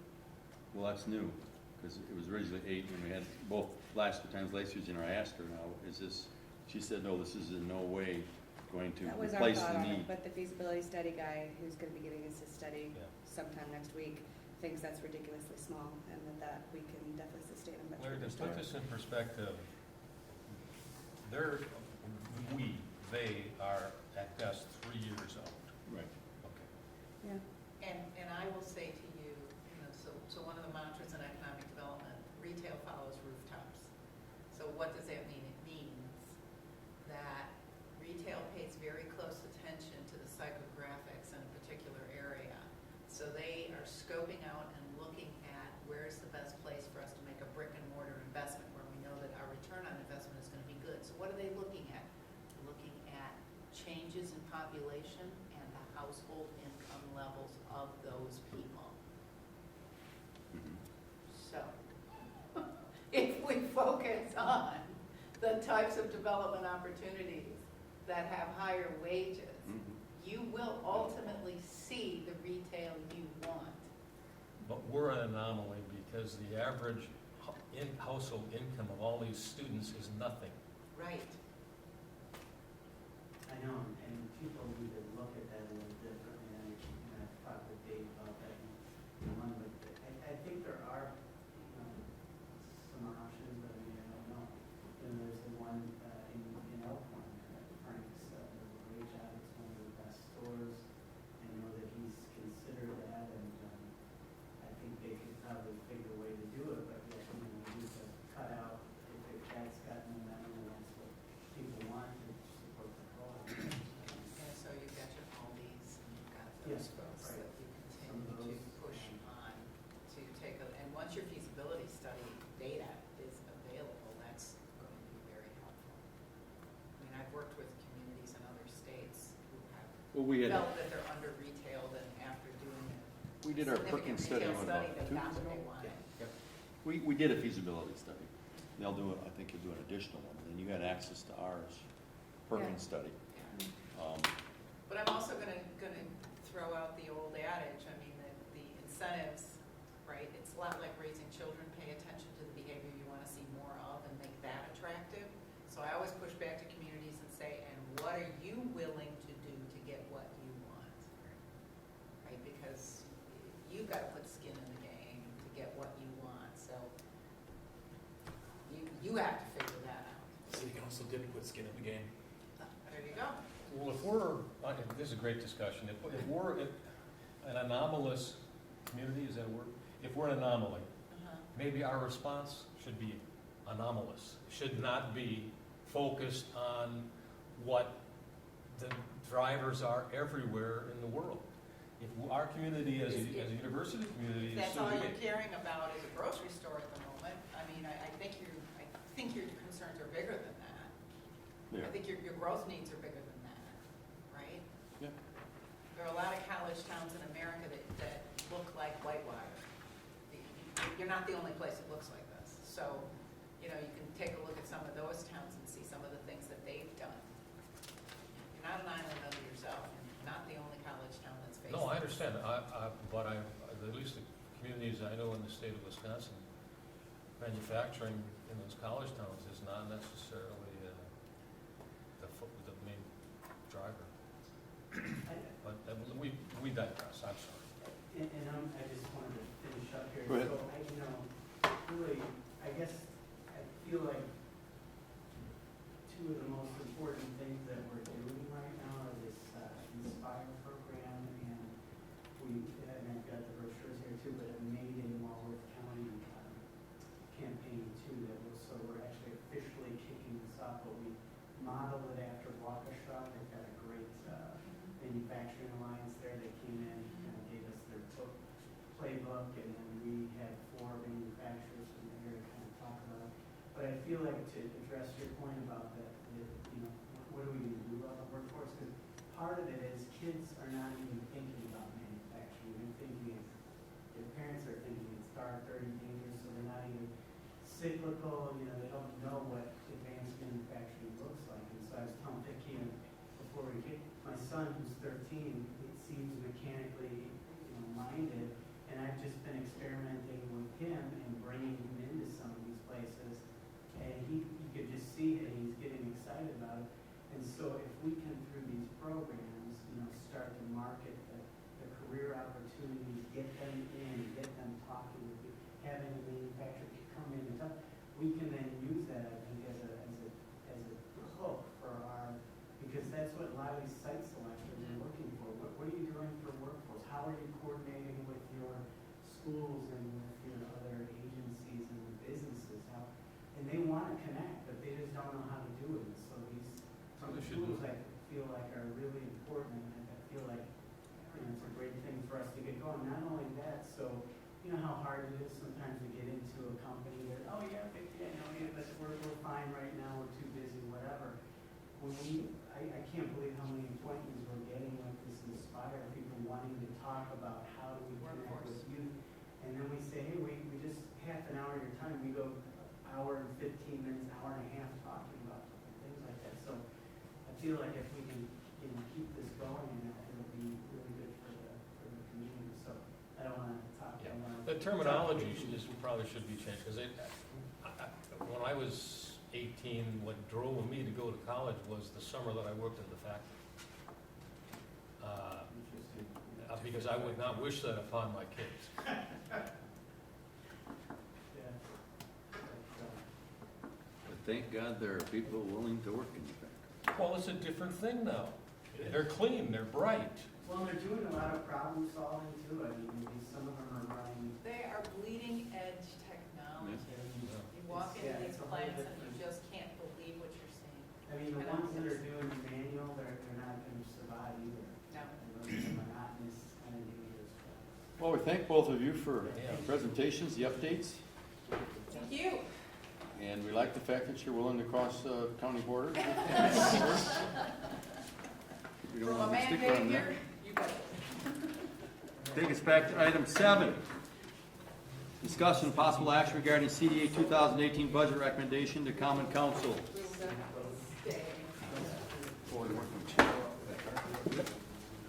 Well, Bad news first. where do we begin on this one? What they do to us. Well, nothing yet. So I can't remember who was all at the meeting 2 weeks ago, the special meeting, or was that just last week? Yeah, it was just last Tuesday, wasn't it? That's Tuesday. Yeah, last Tuesday, we had a special meeting, and we reviewed our budget proposal. And really, to simplify this as much as I can, proposed CDA budget next year has $182,000 in expenditures. That continues everything we're doing right now with me full-time, and has $25,000 in it towards a part-time assistant, okay? So there's been some discussion the last couple of days about, well, maybe that should be full-time position, not half-time. as it sits today, it's $182,000. It's a part-time position, et cetera. Okay. That's what we put in, and essentially what we put in was, we wanted $100,000 in TIF revenue to fund that budget, and $82,000 from city general fund revenues. Now, this is where it gets kind of complicated, because the city finance director, and I'm being as objective as I can about this, okay, it's nothing personal, but he has been scouring through department budgets, and he considers the CDA like a department, and looking where there are fund balances, okay, unspent balances from prior years. And I think this has come up before, CDA has asked, hey, what's that, what's that cash balance, or, what's that money in the bank, that we have in Fund 900, checking and savings or whatever. And so Steve Hatton identified in our budget a projected year-end 2017 fund balance of about $165,000. So there have been several different permutations of what the city would like to see done with that fund balance. And basically last week, the CDA met and we said, okay, look, we understand there's a fund balance. Part of that money that contributed to that fund balance was probably city funding in the past. Some of it was TIF. Some of it might have been UDAG money, now we find out. And so we're willing to say, we want to keep $25,000 in reserve in the fund balance for contingency, but the balance of that 165 after the 25's taken out, we'll split with you, which would be about 70,000 for the city, 70,000 staying in addition to our 25,000 to give us a total of 95,000, okay, of that fund balance. That's the deal I thought we had as of last night. This afternoon, and again, I'm trying to be as objective as I can, this afternoon, mid-afternoon, there was another proposal made, and that was basically that, and maybe I should go to the board up here, because it shows you what the bottom line, I apologize, I didn't have time to do handouts or anything like this, but we're talking about $165,000 fund balance at the end of the year. Apologize for the writing here. So let's just call this option A. This is $165,000 fund balance, $25,000 left in contingency, leaves $140,000. So that would be $70,000 city, $70,000 CDA. Okay, so now, and I let myself know when we go here. You need a different marker. Need a black one. All right, so I have to write smaller on this side. So option B, which was sort of presented this afternoon, that sort of was, at the same $165,000 fund balance we're starting with, but the proposal was that instead of the city funding the $82,000, which they weren't planning to do anyways, that's not what was presented to council on, whatever it was, October 3rd. What the proposal Steve made was, why don't you guys fund your $82,000? There's no fund transfer to the city general fund, and that leaves you guys with $83,000. Okay, so in this case right here, the total of this that we would retain in contingency and this would be $95,000. And in this case, it would be $83,000. So on the surface of it, I said, well, Steve, why would we want that deal? And of course, they're looking for additional money to help put the budget. Okay. But I did do some thinking and talk me out on this. So in this scenario right here, if this fund balance at the end of the year is more than 165, that contributes to our bottom line. So say in this case, this is 180,000, we still fund our 82. But at the end of the day, we have $98,000, or about $3,000 more than we would under that scenario.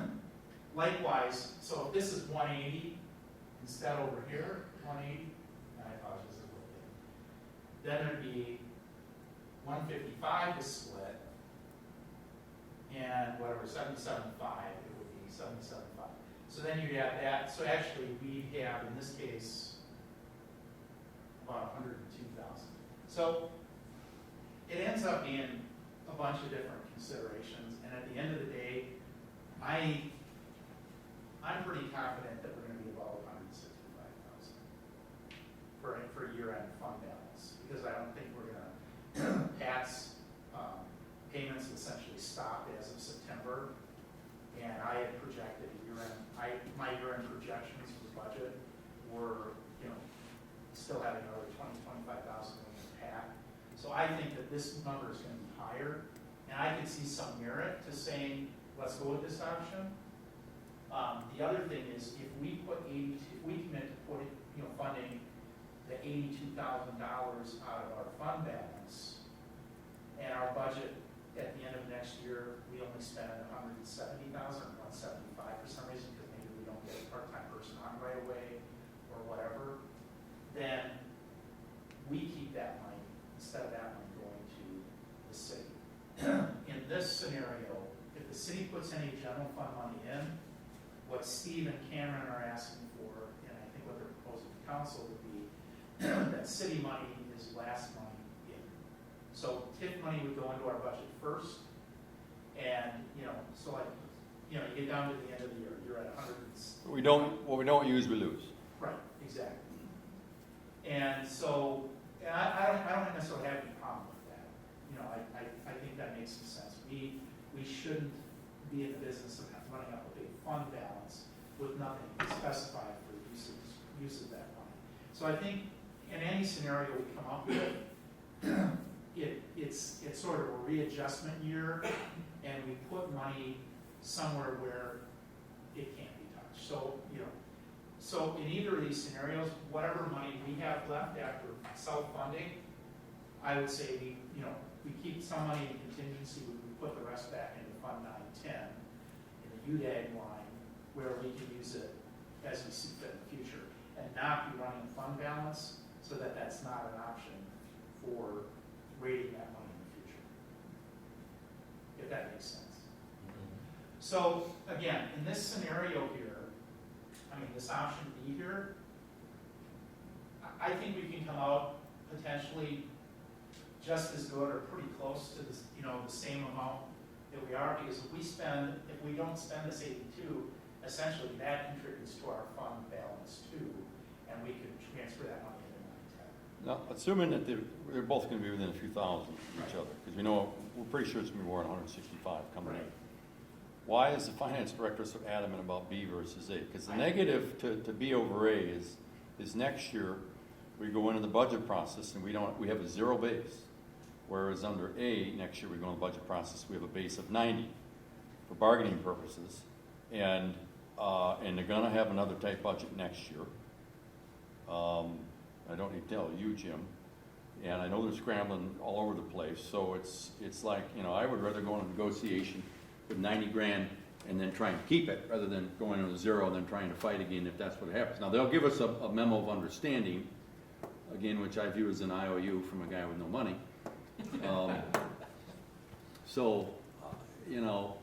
I just don't know why this, because it's very similar to A, other than next year going into the budget cycle, what we're gonna get. Yeah, and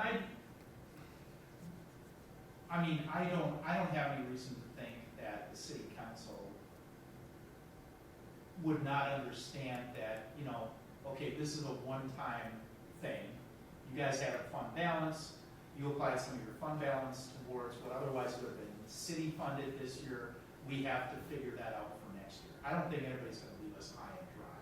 So it's a question of, do you show money, and even in this scenario here, what was gonna be shown would be 82,000 in the city general fund, but essentially we're giving back to them 70,000 of that. So the 82 really only costs them 12, and they have money to redeploy elsewhere. Could it be that it affects bond rating or something like that? Well, no, It's not enough. it really doesn't, but then the It's other not thing. enough money. So the other thing though is if it doesn't affect bond rating. The way I had it explained, and I don't know the ins and outs of the expenditure restraint program and stuff like that, but I do believe that if the city keeps its expenditures below a certain amount, then they get some incentive payment from the state. So in this case here, if we sent them $70,000 from our fund balance and then said, turn around and pay it back to us as like general fund revenue, then in our budget it would be counted as a revenue and an expense, and it would inflate our budget to like 250, 260,000. An extra 70. And was the number that they throw out 40,000 of incentive? Yeah, something like that. It would cost something like 40 grand in incentive. Well, if that was disclosed from the get-go, I mean, that's easy enough for us to figure out. Yeah. So, again, one thing that I like about this is we're not giving up to the general fund any money. I mean, we're self-funding this year only. That portion is not covered by TIF. Okay? Cameron and Steve, I'm confident, understand, and obviously, Jim and Patrick are going to understand that we've got a program and we need to fund it. And so next year, even though we might have done it this way, one of two things or a combination of things is going to have to happen. General fund revenue is going to have to come back into that budget, and/or we're going to have to fund it out of TIF. And there would be money, I think, potentially in TIF to fund it, 100% out of TIF. I don't think that's a good idea. I think the city general fund, the city taxpayers have to have some skin in the game as well, because it's not like 100% of what we do is related to the TIFs. I think we can support, we can support the level of fund we get from TIF. We're working on TIF as part of what we do. But I think that the city has to have some general fund money. So the one-time only proposition, I think I could see where we could support that. But it does make me nervous because that number doesn't show up in the city budget. Are they willing to give us some sort of agreement or understanding that this is a one-time thing? Not that they These are would. these are one-time monies because they're, money's essentially left over and balances. Yeah, in the I cash. understand Every budget year starts from zero. Technically, one council can't commit actions of a future council, if I understand that correctly. So even if we show, right, and that's true. Even if we showed, $82,000 come in, even if the city provided $82,000 for our budget next year, they're not under any obligation to continue that next year. Having that in doesn't guarantee that you're going to start from that point either. If the same situation was there, they could be looking at budgets and saying, you got to cut from where you're at. I think in our case, I feel like I've made the case, and I feel like this body is in a good position to make this case. The thing that concerned me this afternoon with this one coming up kind of late in the game was I said, okay, I can see some merit in that, but I haven't had a chance to review that with the CDA at this point. And so I can't say, and I told this to finance, Larry was there tonight, finance committee met, started meeting at 5 o'clock tonight, and I said, I can't tell you the CDA is on board with that because we talked about this. Right. We didn't talk about this. Well, when did the incentive money, was that always behind the scenes? I mean, if that had been disclosed early on, I hadn't heard anything about it. because the first I heard of it was today. Yeah, me too. And, then it makes some sense, because why do they want to do it this way? On paper, it looks like one, it's a wash of the other. Right. And from a bargaining point of view, I don't like going in next year having nothing. We got to go and, I'm not worried. We're at a weaker bargaining position. Right. But, so that's the part I didn't understand. Now, in 2022, the, most of the 100 grand that we get out of TIF 4 comes from this building, about $92,000 of it. And my understanding is in 2022 that they're done making that payment, regardless of what happens with TIF 4. Well, that 100,000 is not tied to this pilot payment. 100,000 comes out of increment generated by TIF 4. But most of it is from this project. Well, a lot of it is, but there's way more increment being generated in TIF 4 than 100,000. But in your view, that's not a concern that we're gonna take a big hit in 2022 then?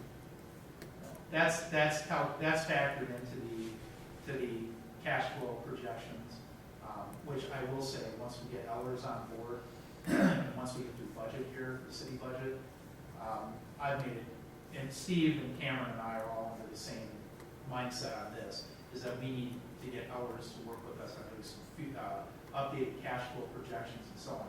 But for next year, there's a big step down in the amount of obligated payment for repayment of TIF debt. And so, revenues are still coming in. And honestly, Steve just told me today that for next year, instead of ending the year with like a negative 40,000 in cash flow for TIF 4, it'll actually be a plus 330,000. So we will have the ability, and this is another agenda item, but we'll have the ability as a CDA to say, okay, the cash flow situation is looking better with that TIF now and stuff. We'd like to start taking some of that $750,000 plus interest that we put in of UDAG money to the TIF and start taking some of that back out to replenish our Fund 9 and 10 and give us additional tools. Most of that 250 is coming from where? It's increased development. The 250, what? Well, you said we're gonna, instead of having a balance of negative 40, we're gonna have a positive balance of 250. Yeah, and Steve explained it to me, and I kind of got it, and I would do a bad job explaining it, but he said that he discovered some additional money that the city had for debt that it could put towards the TIF. The better explanation would have to come from him, but he was telling me that situation was going to be improved. And he said that as part of the sell job on this, and I said, well, that's nice, but I don't see where that helps this.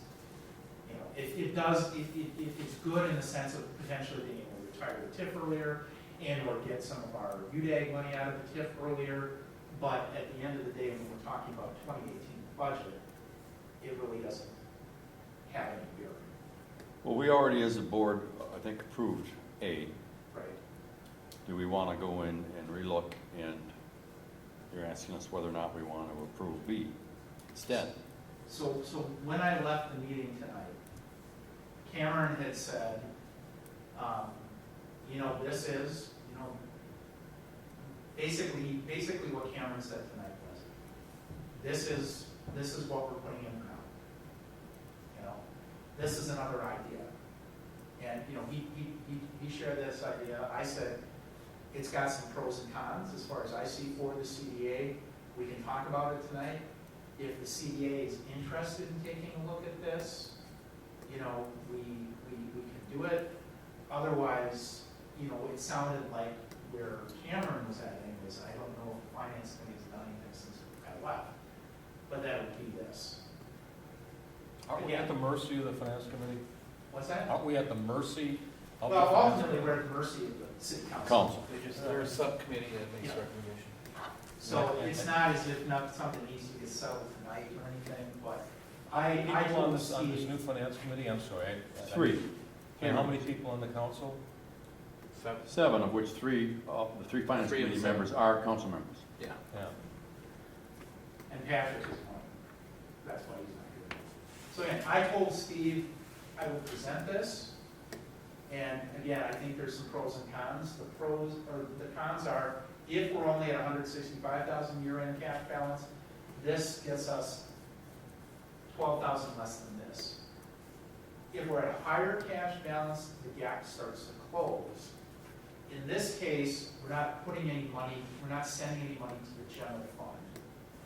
You know, we're retaining, you know, we're paying we're self-funding, you know, all of our budget, you know, except for the part that's done with TIP. But we retain some control. So if we underspend, you know, 182, if we spend less than 182, then we can basically add that amount to, you know, this bottom line also. Whereas in this scenario, what they're expecting is that if we are budgeted 182 and 82,000 that is ostensibly city money, and we spend 175, that they really only provided 75,000 to our budget because they won't put in that last 7. They won't add to the cash balance, if that makes sense. I'm glad Well, it makes sense because this is kind of complicated. What's your pleasure? We don't need to do anything with it. So, We can stay with the action we took last week, and I can deliver that message. And Well, we're part of a big family, and we're willing to do everything we can to make the family prosper. within reason. And the council and the finance director and the city manager were all on board to understand clearly that in this kind of economic culture that we're in right now, that, you know, CDA's got to be active, and it has to be agile, and it has to be ready to go. So I don't think there's any ill will to fund this. No. no, does anybody need this kept up? No. I don't want to confuse whoever comes in here in the morning. Plus, I don't want any more pictures of that. They're there forever now. Yeah, but I think there's only 1.5 people that watch it. So, we want to leave it as it is, or we want to put out a vote on option B? I think we're at the mercy of the town council. Yeah, I don't think we need to take any action, I mean, because it was presented to us again today in the afternoon, and it was just, I'd like to hear Mr. Singer's take on it at the next right, meeting. and it's not like, because you're going to deal with the budget when, on council? What Not month? until January. January, so. No. I think we could Budget? wait a little and see. what Budget else goes they- to council November 7th. You guys will have some discussion about it. And then November 21st So, is the public we've got hearing time. and possible action on it. Yeah. So it all could happen Okay. before the next Quick. CDA meeting. Well, sounded like no action at this point. Okay. And can be changed in the future. That takes us to the second part of which you briefly mentioned, item 12, discussion, or I'm sorry, what are we doing with item 11? Establish I think CDA we goals for discussed 18. it, and it was, we put it together with item 6. All right, we lumped it together for future. So item 12, discussion, possible action, authorizing drafting of memorandum of understanding between the city of Whitewater and the CDA on repayment of a $750,000 loan to TID 4 for construction of the Innovation Center at the Whitewater University Tech Park. So here's actually an interesting development, and this should be received as good news. I know there's been some questions in the last several months, and I've been learning along the way. And, you know, there's been this talk about this $750,000 that was loaned to TIF for Construction Innovation Center here. And that, you know, there was an understanding, although it was not written down, that that money would be repaid to the CDA so we could put it back into the UDAG account in Fund 910. So I actually, when I was putting the agenda together last week, put down discussion possible action authorizing drafting of a memorandum of understanding between the city and the CDA so we could memorialize and agree that that really was an obligation of the TIF and city to the CDA. And Michelle Smith, the city clerk, actually went through the CDA minutes for me and found that in 2015 that this issue actually was addressed. And Larry and Donna were both here, and so I can understand, and we may have forgot that we did this. However, there is an agreement signed and approved by the city council and signed by Jeff Knight and Cameron Clapper and Pat Cannon that spells out that even though there was no agreement at the time, that the council and the CDA do agree that what happened was that the CDA made a payment of $750,000 from UDAG to help with construction of the Innovation Center. And the resolution basically says that repayment will be made to the CDA utilizing revenues derived from TIF 4. As with other TIF debt obligations, if the TIF district does not generate sufficient funds to repay the debt, it will become an obligation of the city. This does say payment to the CDA will be deferred until all other TIF obligations have been satisfied and paid in their entirety. In other words, we go to the back of the line when the TIF closes. But we do get 2% annual interest on that $750,000 too, so that's $15,000 a year. And it does allow for by mutual agreement that the CDA can get part of that money early if the city agrees. So this is good. This means that we don't have to redraft anything. We've got this. This is our IOU that's got some teeth to it, and it's an acknowledgement. Does our person who signed, does the city, has they budgeted for this? This is a commitment that they have. Right, it's not an obligation that would be due now, it would be at the end of the TIF, but it is a debt of the TIF. And if when the TIF closes, there wasn't sufficient funds to pay it, the city would have to come up with it out of general fund. Now, there's an ability for that TIF to be open until 2027. There's not any scenario that I have seen that it is open that long. But before it is closed, this $750,000 plus interest needs to come back to the CDA. So if it closes early in 21 or 22, we get it then. We get it then. The sooner it closes, the sooner we would get our money. Well, what I was gonna say is, and we don't have, this really isn't what's on the agenda.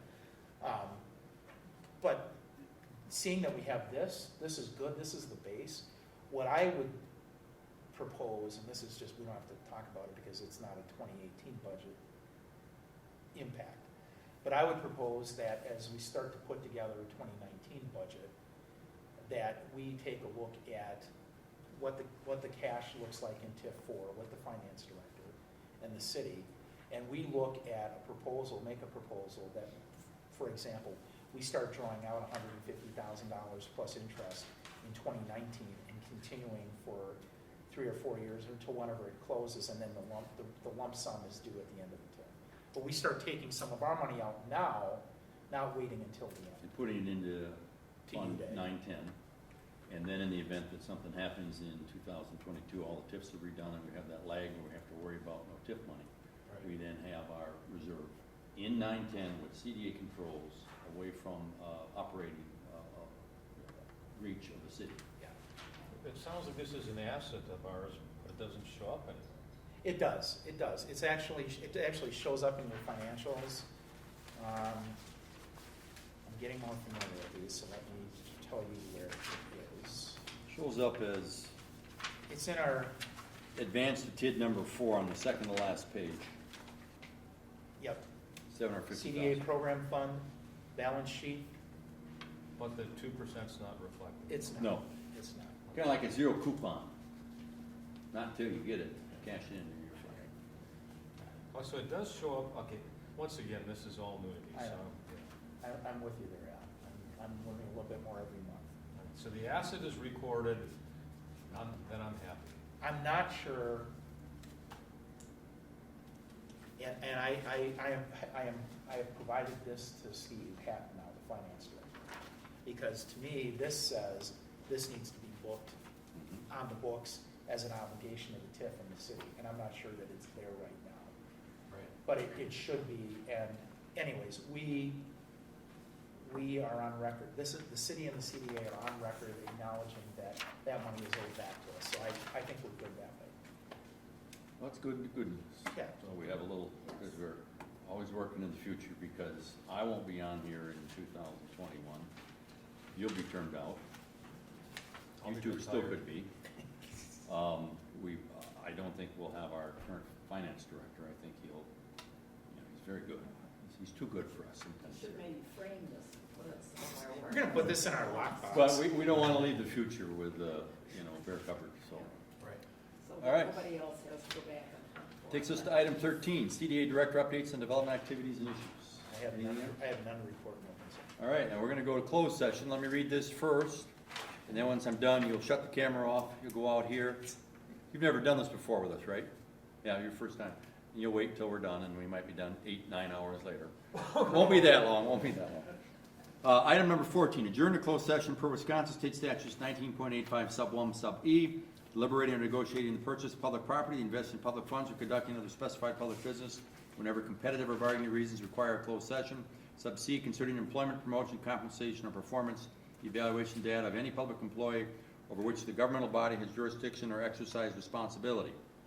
Item A, update on negotiations with potential retail, manufacturing, and other businesses that are considering locating in the city of Whitewater and are requesting city of Whitewater related financial assistance or concessions. Second. Motion second, let's have a roll.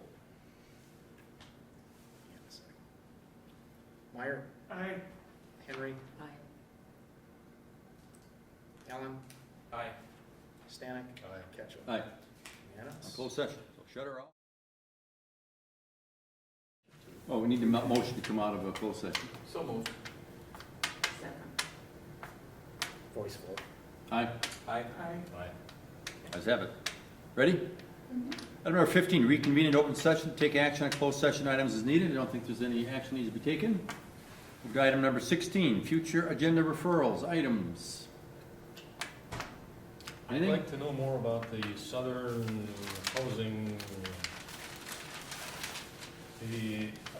Southern Housing Region, which includes Walworth County Community Development Block Grant Program, which has funding for housing rehabilitation and home buyer assistance. I'll look into it. Okay, Dave, you got homework assignment. Anything else? Need a motion to adjourn then, Move to adjourn. in second. All right, we're done.